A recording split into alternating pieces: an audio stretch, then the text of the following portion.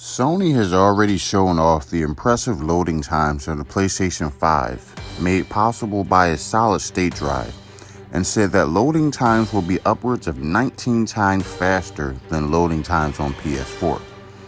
That said, a new patent suggests that this may just be the beginning for the system.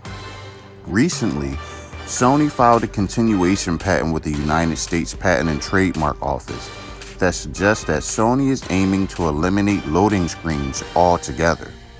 Now, it's unclear if this type of patent will come into effect in time for the PS5 at launch or even during its generation. But maybe we'll see an elimination of loading screens for the PS5 Pro or PS6.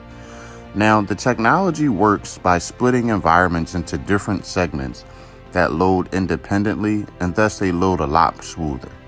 If it works, there would be seamless transition across the game, which would be big for open world games, especially that tend to suffer from long loading screens and pauses. Now, the PS5 is almost virtually removing loading times, which have plagued games this generation, or at least that's the pitch that Sony's making. But it looks like even more improvement in this area is being worked on. As we know, games in the past have already started to achieve this in some shape or form in this generation, but it's not perfectly being done.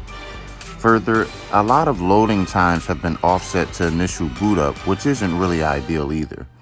Now, looking into the patent, Sony's been working on this for a long time, which suggests that it's very important to it. In other words, we should expect more progress to loading times over the next generation. Now, for more news and information on the PlayStation 5 and all things related to it, hit that notification bell. And if you're new to the channel, consider subscribing. Peace.